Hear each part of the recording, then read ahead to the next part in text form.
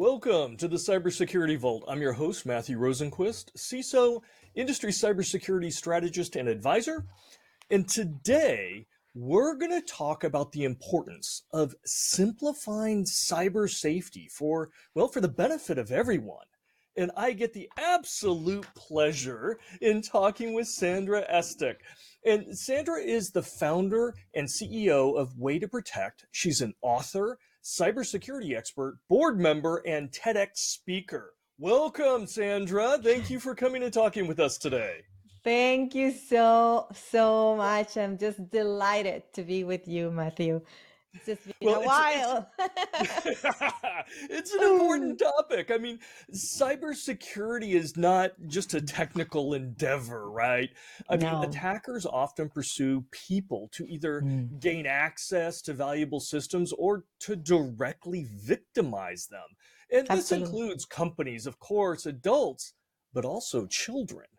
Yeah. Social engineering attacks target people as that weakest link. And our industry is realizing that people are safer when they are properly trained and trained to handle such online attacks. So it's a pleasure having a conversation with you because I know, and I've got your books. You are just neck deep into all of this and what the industry is doing well and where we still need to grow. Yeah. So my first question for you is really what drives you to focus on behavioral and cognitive security issues? Oh, I love this question because this is the difference between seeing cybersecurity as a one time, I have to do this, I dragging to change my password, updating my phone, or anything technology related, to seeing cybersecurity as a way of living. And I think so for me, it happened in 2005 when I relocated, my company relocated me from Venezuela to the United States. And I made it to the US. I grew up in Venezuela with a challenging childhood, and making it, to the US and having a company to relocate me and my family was like my dream coming true. And I moved to Milwaukee, Wisconsin. So I'm from Venezuela. Okay, out of all the places, Milwaukee. All right. So yeah, a place where the weather is kind of something. So I after literally surviving my first winter, Matthew, and the key word there, surviving. Yeah. It's the only place Minnesotans can make fun of. Exactly. And so I went back to South America, and I visiting my family, and I'm returning home, landing in Miami, when the captain announces that Homeland Security is boarding the plane. I don't think of anything, Matthew. I'm like, sure. And I hand my passport to the two Homeland Security officers, and all of a sudden, I'm the only passenger march off that plane. Ooh. And, my life literally flipped upside down because a criminal stole my identity to smuggle women into the US. And just like that, for 6 years, I have to live that nightmare that almost broke my marriage, my career, my mental health. Now, you asked me the question that, what drives me? It's, I did, I didn't know anything about cyber. I was in technology. I was in IT. I had a background. My whole life was an infrastructure person. I always, behind the curtain. So I had no idea about any of this, and it happens to me, and I navigated that experience pretty much, so afraid, feeling powerless. Like, there were feelings I never experienced before. And, just every time I crossed through a TSA agent, I have to prove I was the real me. And that happened. My job required me to travel. I mean, when I Googled my name, everything was in Chinese. It was a, very, very, very difficult time for me and my family. And 6 years later, I became a US citizen, and I shifted my career to cyber. So to me, it was the moment where like somebody turned the lights on in my brain and I could understand what happens. And what drives me is I don't want anyone to go through what I went through or worse, because today it's even, I mean, in that, at that time, 2006, we were not seeing the type of attacks or the type of devastating consequences that we see now with children, with families, with, you know, with everything. And that drives me every day, you know, that connection, deeply connection to cyber safety and cyber security, that that allows me, that when I share my story, it's not just my story, it's everyone's story. You know, how many of us don't get a text message with a package notification you never asked for? I get those off job offers every single day. I won this prize that I never play. I mean, over and over, and we're exposed. And I think, to me, everything that I experienced and everything that I overcame now has a purpose, and it drives me to be in the two recipient sides of the industry, whether as a victim but also as a, you know, as an expert that can speak to what can we do, and what can we do in a way that is not overwhelming, that is not going to, you don't have to become a technical person, or, you know, you don't have to be a geek. You don't have to. There are things we all can do. And you mentioned something, Matthew, that I wanted to just to talk about, because we have seen humans as the weakest link. And in the industry, sometimes we talk about that. And I always say, you know, it's the opposite. You know, humans are the highest opportunity that we have in the industry to prevent cybercrime. Like, you know, the human side of us can definitely become that difference in a company, that if an employee sees an email and it's weird, and it's like they can really see this maybe even faster than some of the systems, and they can notify, they can report it. And when, you know, you have so many limiting resources in an organization, in cybersecurity teams, but when your workforce becomes that other layer, like that first layer, now you have an entire organization. If you have 20,000 employees, now you have 20,000 employees caring for your cyber safety or your cyber security. So that's why I see, you know, the shift that we need to make in the industry, to see people not as the weakest link, but they are the largest attack surface. Yeah, and there's a tremendous opportunity. And just as you It is. said, I mean, employees or workers, anyone that you're trusting, and that could be suppliers or vendors, Oh, they absolutely. can be your weakest link, or they can be your most powerful asset as Exactly. well. Not only to prevent, but also detect, Mhm. alert, contain, respond, recover. If they're all part of that capability of the cyber team, it helps and it makes a massive difference. I've It always is. said I would rather have a security savvy workforce than a stack of firewalls, because it can make Yes. such a difference on so many levels. So true. And it sounds like your background, you know, the experiences that you had, you got to feel, not just learn, but feel what it's like to be a Yeah. victim, Yes. and the swirls and the other complications that it potentially can bring. Yeah. And I know in your career you have, you know, written books, you've got your company. I mean, you've pivoted from that IT expertise and expanded it out to really drive cyber. Yeah. I mean, what are some of the biggest challenges now in this space? Mm. And do you think it's the attackers and their innovation? Do you think it's new technologies like AI? Do you think it's just a lack of understanding on behalf of us security people or companies that this is an opportunity? What do you think? What are the big challenges here? You know, I think it's a combination of all of them. I think, you know, when I love new technologies, and I am I love AI. I am like, So oh do my I. It's great. I was playing with it god. earlier today, Oh my doing all sorts of stuff. I'm like, it's like you have a cell phone. We all have a cell phone, and Mhm. now I cannot think about leaving my house without my cell phone. It's like, oh my god, I can't. So, but when I was growing up, there were no cell phones, and No. I made it. So in the I same remember the way, phone booth. I remember rotary dial phones. yeah, Yes.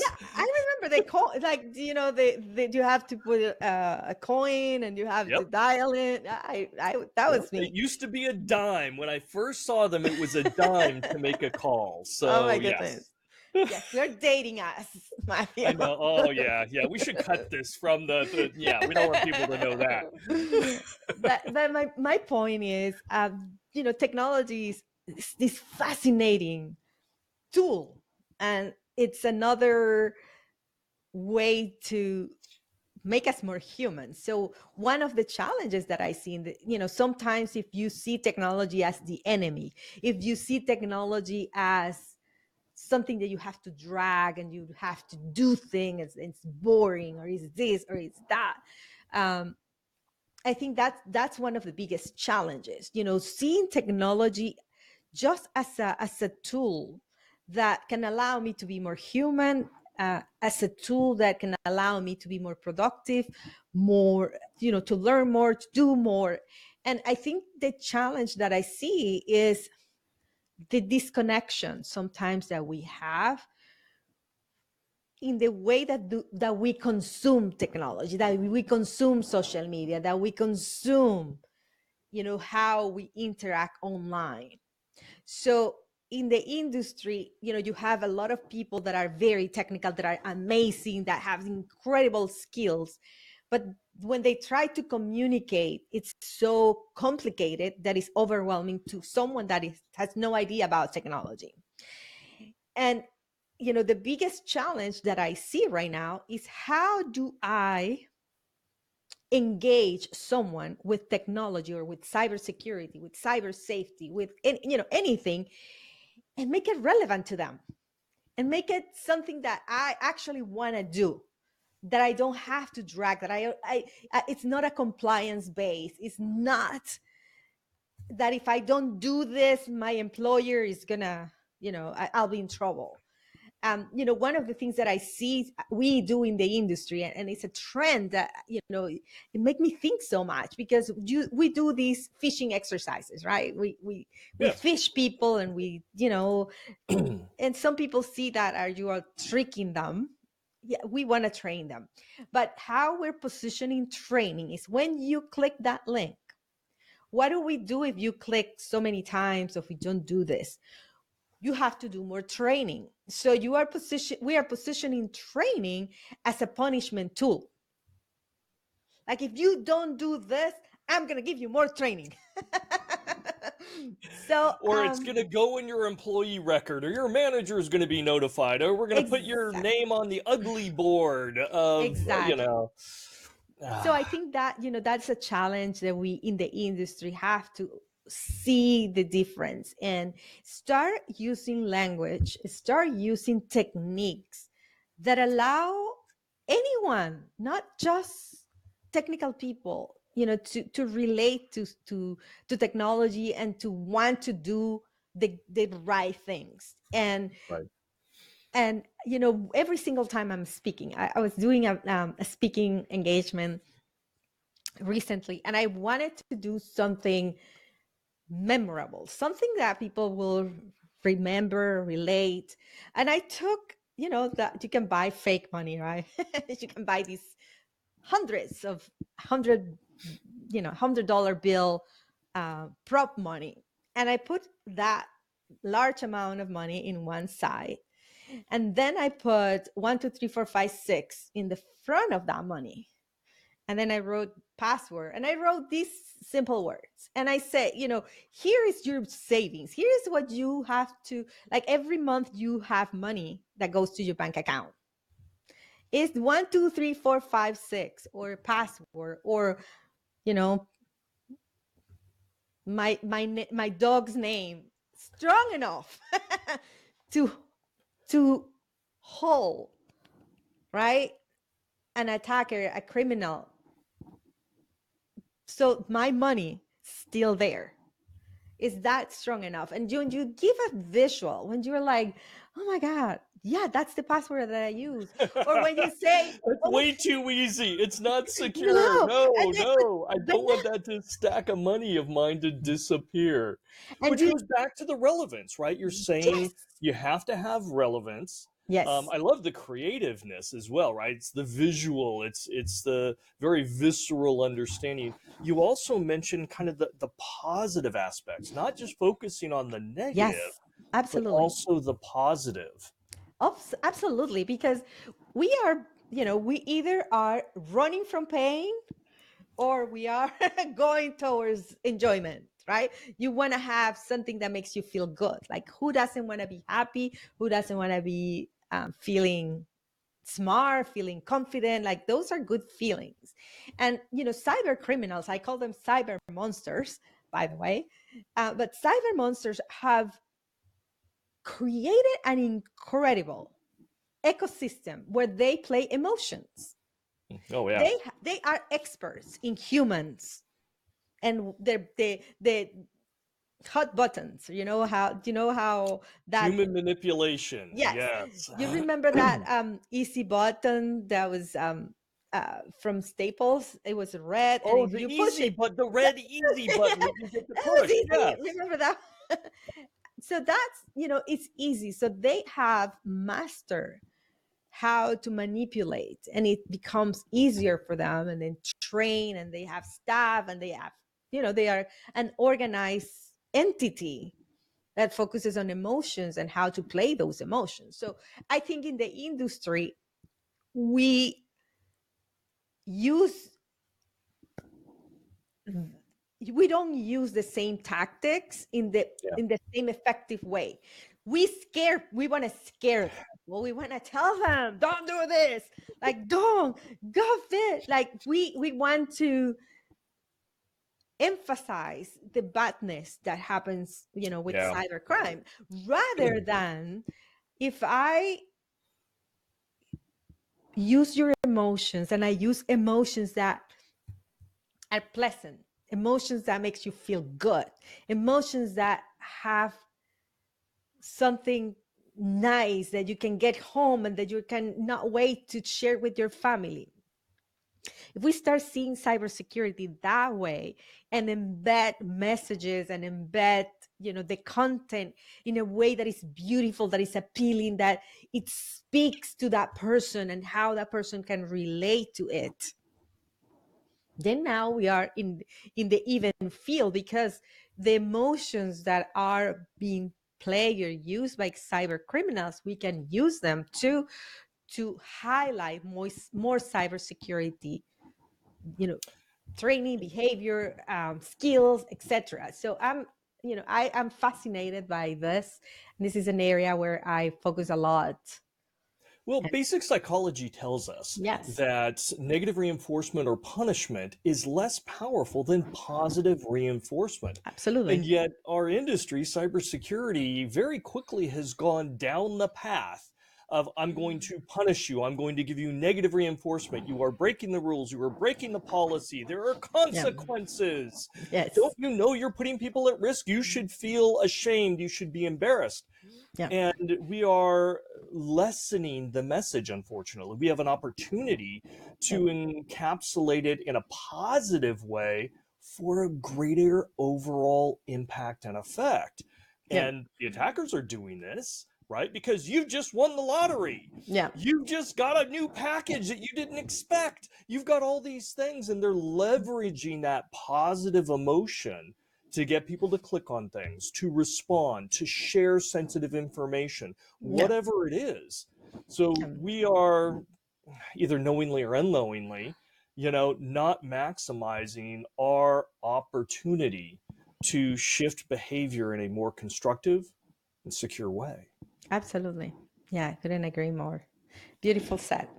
So, what kind of, I mean, because you're mentioning tapping into people's emotions and all sorts of people, right?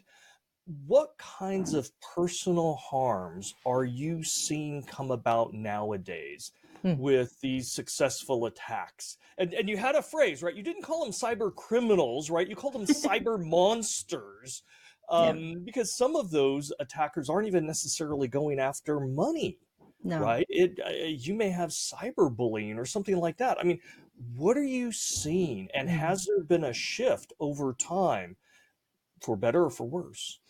Yeah, I think you asked early, what is the biggest challenge? The biggest challenge that I see that aligns with this question is the adoption of technology.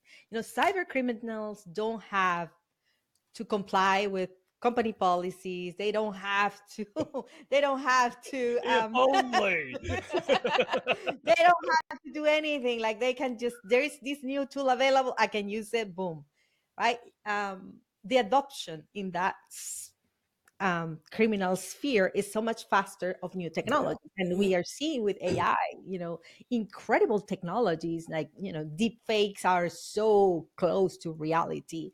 Now you could see so many things that you have to be very, very, very intentional, very present right there to recognize that it's not true, that it's not real, because the AI has become such an amazing tool and technology that can mimic reality, very close. And you see scenery, you see pictures, you see incredible art being created. So Mhm. criminals are exploiting that, so that if someone is not aware that that's AI or it can be done with AI, they could easily think that that phone call, it's my aunt or my son or or my grandpa, someone I care, and now I'm hearing their voice and I could even see their picture. Even in the dating side, romance scam, before we always told people, Huge. yeah, Pig we told people, butchering. It's a major industry. yeah, and we used to say, hey, people are like the disconnection, they are not going to be on camera, they are going to be like horrible. Now they don't have to do that. They can Yeah. front end someone really nice, the lips are almost perfect, they can see someone that is not the same person that is actually in the background. So it's harder, and then you can script, and you can now have social media, and you have so much information about you that you can even customize all these different things to things that are relevant to each individual. So I see that those are the things that I'm seeing a lot. I'm seeing more attacks, and I see them on myself. Like I get a lot of phishing, a lot of spear phishing. I mean, Lucky you. oh yeah, exactly. And I'm like, playing to my ego, like I'm always nominated to be the best whatever in the world, the best entrepreneur, the best woman, the best this, the best that. You just should click here and see how amazing you're doing. And whether it's that, whether it's your book, if you're an author, if you are a business owner, it's about your business. It's something about you that obviously it's available outside, and it's publicly available, and that message is being crafted to you specifically. And sometimes I'm like, man, this is so good. Like, if I didn't know anything, I would click on this if I knew That nothing. level of personalization It is is. powerful. And you It need is. new technology like AI to be able to do it well and do it at scale. Yes. So yeah, that is definitely one of their advantages. And they don't have to go through a full QA cycle or meet some regulatory requirement. They can take a new tool when it's fresh, not even out of beta, and go, let's try this. Yeah. If it breaks, whatever, right? Yeah. So they Exactly. definitely have that advantage. Yeah. So what can adults and what can children Mhm. do to become more security savvy, to understand how these new innovative technologies may impact them? Because again, if you trained your parents Mhm. uh, and told them, be wary of the emails that have misspellings in them and don't Yeah. look right. Modern AI will make it perfect and sound perfect and create perfect logos. Yep. You can't use that as a benchmark anymore. So, Exactly. how can adults and children be more savvy? I always I love this question, Matthew, because I ponder in this, and the more and more I see technology advancing, the more I think it's going back to basics. It's going back to being humans. It's going back to being you and cultivating your inner, and I call it inner cyber, your inner cyber wisdom, your inner cyber flow, your inner cyber knowledge. And how many times, let me ask you before I answer that question fully, how many times have you answered the phone or seen something and there was like a voice inside of you that told you like, no, that is not true, or that is not this, or that is not that, and you shut that voice. You're like, shh, like, no, like they're either the fear because the other person that is doing the social engineering is so good that it's overpowering that inner voice, or it's you because you're so excited about, oh my, no, it has to be true, I really won the lottery. I really won the lottery. It has to be. It has to be Um, true, or this is exactly the job. So I think, when we relearn or remember how to recognize that voice and how to cultivate that and how to lean more on, being present. Like if you are right here right now and I tell you, hey, give me your social security, and you are right there, you're like, why am I going to give you that? But if you are distracted, you're texting, your kids are running around, you're cooking, something is burning, and somebody asks you to click, you're more likely to do that. yeah. What, right? So I think it's going back to that, and how do we teach that, and how do we, create a new way of seeing cybersecurity as a way of living. And that's what I said at the beginning. You cannot do it one time and be done. This is a way of living. It's like, a diet. If you do a particular diet, and I've done so many. And then you lose the weight, and then you gain the weight, and then you lose the weight, and you're like always in that game, right? Until you realize, you know what? I'm done with playing the game. I'm just gonna eat healthy. And I'm just gonna do this for my life, and I'm gonna choose wisely what I'm eating, what I'm drinking, whatever. And then you have that different perspective, and now you're choiceful about what you're eating, right? In the same way with technology, you have to become choiceful. What am I going to do online? I'm going to spend, 20 minutes, and I time myself. If I'm going to social media, I'm like, I'm going to put the timer, and I have 10 minutes to catch up with what's going on, and da da da. Because time, you get, and then it's like an hour pass, and you're like, whoa. um you could do, simple things, like you could have conversations as a family, and you can, create dialogues that are more on the just don't do this or don't do that, don't click here, da, da, da, but more about make it a trivia night, have your family, and get together and see who can bring the most um create creative or the most funny phishing email that they got, and they can take a screenshot and they can talk about that. There's so many things, like I always do with my husband, that I'm like, oh my god, can you believe this one, like, look, da, da, da, and we laugh and we make it something that I celebrate every single time that I recognize a phishing email, because That's awesome.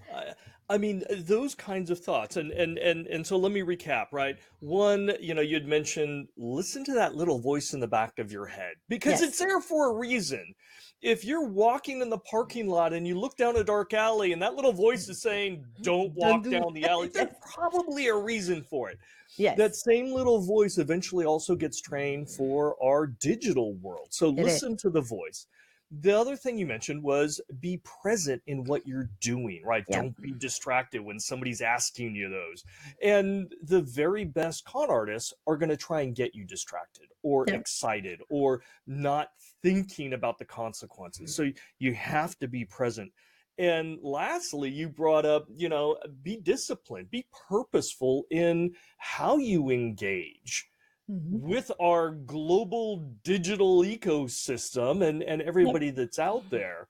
Exactly. And applying these can help us better understand and realize, hey, wait, that's dangerous, right? We Exactly. can't do that, or we shouldn't do that, or we should take it to somebody else.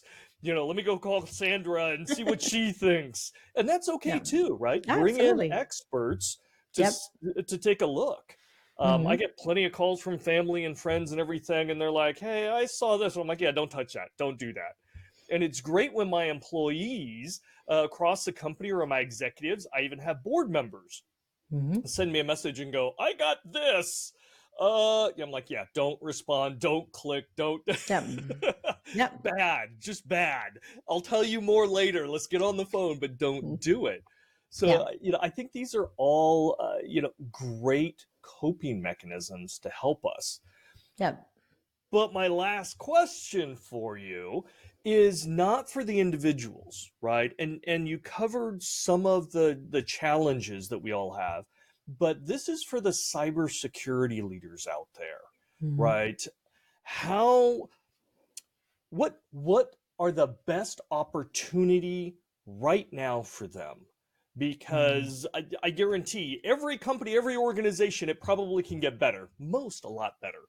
Hmm. But what do you think is the one thing that a cybersecurity leader, after listening to us, that they can go do in a tangible way Hmm. to help their organization be more resistant to these types of manipulations, attacks, and victimizations? I love that. I think make it personal. And I go back to the beginning and I will say, as a CISO, you have a big job. Obviously you have your team, you have your the responsibilities, the budget, the projects, obviously risk management, all these different aspects. And sometimes when you see a cybersecurity organization and the CISO, you see them like, oh my god, this even in the IT world, because I was in both sides. I have been working in the IT and the OT and the cyber, so I kind of see from all different angles. And I remember how I used to see cybersecurity people, from that perspective, and I see them like they are the people that stop my projects. If I am in IT, right? They are the people that always say no. They are the people that, oh my God, I don't want cybersecurity people because they always try to become a block, a Yeah. roadblock to my project, my whatever, my idea. So that's sometimes in IT how you see them. In OT even more, because IT and OT don't sometimes are in the same page. And then that you have the end users, right? That don't even understand IT or T or cyber, because they are like, I'm just in marketing, I'm finance, I just want to do my job and I just want to go home. That's it. So, what I will say to any CISO and to any cybersecurity leader is, when you make yourself available at a personal level, and I did this with a company, um, and I've done it with a few, but this one was really successful because the CISO was willing to put also himself as a vulnerable person. And we did a webinar for I think there were about 5,000 people online watching. And I share my story. I didn't give you the whole details of my story. There's so many juicy moments on that story, but I gave you the highlights, right? And then he shared a story. And then everyone in that chat started to share their own story. And it was like so, like for an hour, people were getting together, they were talking, they were like interacting. And after that session, the engagement, now I want to know more. Now tell me, how can I do, what can I do for my family? What can I do for that? That's what I say, make it personal, because the Yeah. first thing that we want to protect is our, closest, you know, things that matter to us, and our family will be there. You want to protect your children, you want to protect your family, you want to protect your spouse, yourself. And when you learn to do that, you are protecting the company. So when you make cybersecurity personal, right, and you put yourself as a human and you share, from your perspective as a, not as a CISO, as a cyber, but as a dad, as a mom, as a sister, as a daughter, as a, anything, and you relate to that, suddenly changes the conversation. So it doesn't cost you anything. It does not increase your budget, because I know that we are always worried about, oh my God, it's going to cost me more. No, it doesn't. So if you do something, if you do, whether it's a breakfast, whether it's a company, communication, something, but you make that message relatable, you make that message something that people can care and that can connect to. I think that will be the first advice, or the first action that I will encourage CISOs to start taking, because we can get overwhelmed and it can be very busy, and we can get into metrics and dashboards and all these different things. But at the end of the day, if only take a person to click in a link or to put a USB, and even if you have a lot of protection and a lot of tools, there are things that can compromise the network in a very easy way. And instead of seeing that human as that weakest link, or as that person that could put at risk the entire organization, see it as a person that can actually be your eyes and multiply your eyes and the eyes of your team. I think that's fantastic advice, right? Building that relationship in a positive way and reinforcing the relevance among your employees and contractors and even Yeah, suppliers and vendors, right? Because they do have that some level of access. yeah. Truly outstanding. Thank you so much. Sandra is the founder and CEO of Way to Protect. She's an author, an expert speaker. Uh, she's also written several cybersecurity books for children and adults. I'll put the links in the description. And it's really about communicating safe practices in easy to understand ways. So be sure to check them out. And again, Sandra, thank you so much for sharing your cybersecurity insights today. Thank you, Matthew. I'm delighted. And to everyone that is listening, just remember, it doesn't supposed to be stressful. It's supposed to be a journey. And it's, even if you take a simple step, that's tiny, tiny, tiny step today, a tiny, tiny step tomorrow. And then at the end of the year, at the end of the month, you're not going to be in the same place that you are right now. So And thank you all for watching. Be sure to subscribe and catch all the Cybersecurity Vault episodes where we chat with industry leaders to dive into the most relevant and interesting cybersecurity challenges, perspectives, and best practices. We'll see you next time.